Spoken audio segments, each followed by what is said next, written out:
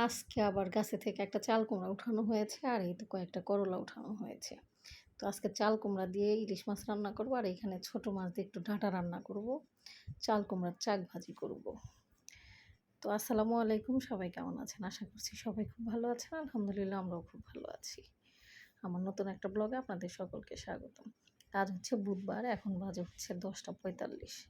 তো এই তো চাল কুমড়া, করলা এটা গাছে থেকে উঠানো হয়েছে, এটা আর ফ্রিজে রাখবো না। ফ্রিজে রাখলে দেখা যাবে যে স্বাদটা নষ্ট হয়ে যাবে। আর যেহেতু চাল কুমড়া এটা রান্না করি, অল্প একটু খেলেই শেষ হয়ে যাবে। তো যাই হোক, আমি বাসায় একা থাকি প্রতিদিন। তো আমার হাসব্যান্ড সকালে যাওয়ার আগে কিছু সময় দেখা যায় আমি উঠি সকালে, আবার উঠিও না। দেখা যায় যে উঠে ভাতটা বসায় দিয়ে নামাজ পড়ে আবার একটু শুই। তো আমার হাসব্যান্ড আমাকে ওরকমভাবে ডাকে না। কিন্তু প্রত্যেকদিন যাওয়ার আগে বলে যায় যে, "আমি বাসায় আসতে অনেক দেরি হবে। বাসায় থাকবো না। বাসায় তুমি একা থাকবা। একটু সাবধানে থাইকো। বা রান্না না করলে তো উপায় নাই। রান্না যেহেতু করতে হবে, গ্যাসের চুলা জ্বালানোর আগে একটু চেক করে নিও।" মানে যতটুকু তার বলার উনি বলে যায়। মানে আমাকে সাবধান করার জন্য বা সেফটি হিসেবে যা বলার দরকার সেগুলা সে বলে। তো আমি তার কিছু বিষয়ের সাথে আমি আমার মায়ের অনেক মিল খুঁজে পাই। যেরকম আমার মাও বলতো যে বিষয়গুলোতে যেমন রিস্ক থাকে। যেমন তুমি স্কুলে যাইতেছো, রাস্তার এক পাশ দিয়ে হেঁটে যাবা। তারপরে হচ্ছে রাস্তায় বের হইতেছো, চোখ কান খোলা রাখবা। মানে মা বলতো এগুলা।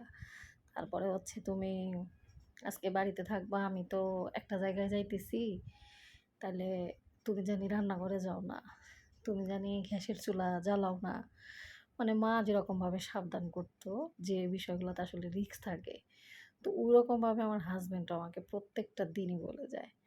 আবার দেখা যায় যে বিকেলবেলা বাহিরে যায়, অনেক সময় দেখা যায় বিকেলে এটা বানাই ওইটা বানাই, চুলার কাছে যাওয়াই লাগে। ওই বলবো যে বাসায় কেউ নাই, তুমি একা তুমি কোনো কিছু করতে নিও না। আমি বাসায় থাকলে কইরো বা আমি আসার পরে কাজটা কইরো। বা যদিও করো খুব প্রয়োজন হয় চেক করে করবা। তো মানে এই বিষয়গুলো আসলে একটু ইমোশন। যখন এই কথাগুলো বলে তখন আমি আমার মাকে খুব মিস করি। যদিও আমার মা বেঁচে নাই, এটা অনেকেই জানেন। তো যাই হোক, মানে অনেক মিল পাই আমি। মানে যেরকম মা সবসময় আগলায় রাখতো, মানে হাসব্যান্ডটাও ঠিক ওইরকমই সেম। মানে উনিও সবসময় চেষ্টা করে বিপদ থেকে আগলায় রাখার বা এনি টাইম মানে উনি ওনার ওয়াইফকে যতটুকু আগলায় রাখা যায়, ওনার সাধ্য অনুযায়ী, ওনার সামর্থ্য অনুযায়ী যতটুক ভালো রাখা যায়, যতটুক ভালোবাসা দিয়ে আগলে রাখা যায়, উনি আসলে চেষ্টা করে। কিন্তু মায়ের এই বিষয়গুলো কিছু সময় আমাদের কাছে খুব বিরক্তিকর মনে হইতো যে, মা এমনি এরকম করে, কি হইব? মানে হয়তো বুঝতাম না। যে মনে করতাম যে মা বোধহয় সবসময় খারাপ চায়। কিন্তু একটা সময়ের পর আপনারা বুঝতে পারবেন যে পৃথিবীতে মানে ২-৩ জন মানুষ ছাড়া বা আপনার আপন মানুষ, কাছের মানুষ ছাড়া আপনার ভালো কেউ চায় না। মানে একদম বাস্তবতা, একটা সময় যখন আপনি বাস্তবের মুখোমুখি দাঁড়াবেন, ঠিক এই জিনিসটাই ফিল করবেন। তো মানে কিছু সময় এই জিনিসটা খুব ফিল করি। তো তখন ভাবতাম যে মা বোধহয় এমনিই ক্যাটর করে বা এমনিই কথা বলে। কিন্তু এখন বুঝি না, ওইটাই আসলে আমাদের জন্য ভালো ছিল। উনি আমাদের প্রকৃত অর্থে ভালোবাসতো। বা এই যে এখনও হাসব্যান্ডের বিষয়টা এরকম যে উনি আসলে প্রকৃত অর্থে ভালোবাসে, প্রকৃত অর্থে ভালো চায়।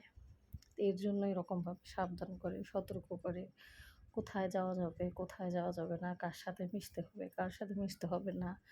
মানে উনি একদম পুরা মায়ের মতো। আমার মা কিছু মানুষের সাথে একদম মিশতে নিষেধ করতো যে, "উনার সাথে তুমি মিশবা না, উনাদের বাড়িতে তুমি যাবা না।" আমার হাসব্যান্ডও সেমই বলে যে, "ওই বাসায় তুমি যাবা না, ওই মানুষটার সাথে তুমি মিশবা না।"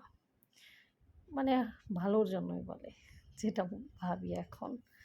তো যাই হোক, চাল কুমড়াটা মাখিয়ে নিয়েছি। আর এখানে চাল কুমড়া দিয়ে ইলিশ মাছ, সেটাও চুলায় বসিয়ে দিয়েছি। সবটাই হাতে মাখিয়ে নিয়েছি, সেটা তো আপনারা দেখতেই পেলেন। প্রতিদিনের যে মশলাগুলা সেটা দিয়েই আজকে রান্না। যেরকম ধরেন যে লবণ, হলুদের গুঁড়া, মরিচের গুঁড়া, একটু সজের গুঁড়া, ধনিয়ার গুঁড়া, এই তো তেল, যা যা লাগে প্রতিদিন মাছ রান্না করতে। তো যাই হোক, করলা এটা আর ফ্রিজে রাখি নাই, যে কয়েকটা করলা ভাজি করে দিই। করলা ভাজি তো খাই সবাই। ওই দেখা যায় যে গাছে থেকে উঠে আবার ফ্রিজে রাখা, মানে টেস্টটা অন্যরকম হয়। তো যাই হোক, এখানে আমি হচ্ছে করলাটা দিয়ে একটু লবণ দিয়ে দিয়েছি, আর এখানে চাল কুমড়াটা একটু ভাজি করে নিচ্ছি। এরকমভাবে চাল কুমড়া শাক ভাজি কে কে পছন্দ করেন, বা অনেকটা একটু বড় ছিল দেখে আমি আমার মাঝখানে কেটে দিয়েছি। আর কয়েকটা হচ্ছে মাথার কাছের যে কয়েকটা, ওইটা হচ্ছে যে একটু ছোট টাইপের, এর জন্য এটা আমানি রেখেছি। তো যাই হোক, এখানে আবার এর মধ্যে আমি হলুদ দিয়ে নিলাম, করলার মধ্যে একটু হলুদ, একটু সজের গুঁড়া, একটু ধনিয়ার গুঁড়া, মানে যেটা যে সাদা সজের গুঁড়া যেটা থাকে, ওইটাই দিয়ে নিলাম। তো এই হচ্ছে আজকে আমার রান্না বান্না। আপনাদের বাসায় আর কি রান্না হচ্ছে অবশ্যই একটু কমেন্টে জানাবেন। আর মানে নিজেদের টবের জিনিস বা নিজেদের বাগানের জিনিস, নিজেদের হাতে একটা জিনিস বুনে সেটার থেকে ফল পাওয়া, সেটা পেড়ে রান্না করে খাওয়া, অসম্ভব একটা ফিলিংস। আমার শুধু মনে হয় যে আমি কবে একটা এরকম বাড়ি করব। মানে খুব বেশি জায়গা না, অল্প একটু জায়গা ফাঁকা থাকবে। ওইটুক জায়গার মধ্যে হচ্ছে আমি সবজি চাষ করব, আর নিজের হাতে সবজিগুলা উঠিয়ে রান্না করব। মানে আমার শুধু এটা কেন জানি মনে হয়। আমার আসলে খুব ভাল লাগে এগুলা। যে একটা জিনিস বুনবো, নিজের হাতে উঠাবো, নিজে রান্না করব, নিজে খাবো, কাউকে দেবো, আত্মীয়-স্বজনদের ২-১টা দেবো। মানে আমার এটা খুব ভাল লাগে। আসলে আমার দেশের বাড়ি বা আমার গ্রামের বাড়িতে জায়গা খুব কম। আমার শুধু ইচ্ছা যে কবে আমি একটা ভালো জায়গায়, সুন্দর জায়গায় আমি একটা বাড়ি করতে পারবো। জানি না এই স্বপ্নটা কবে পূরণ হবে।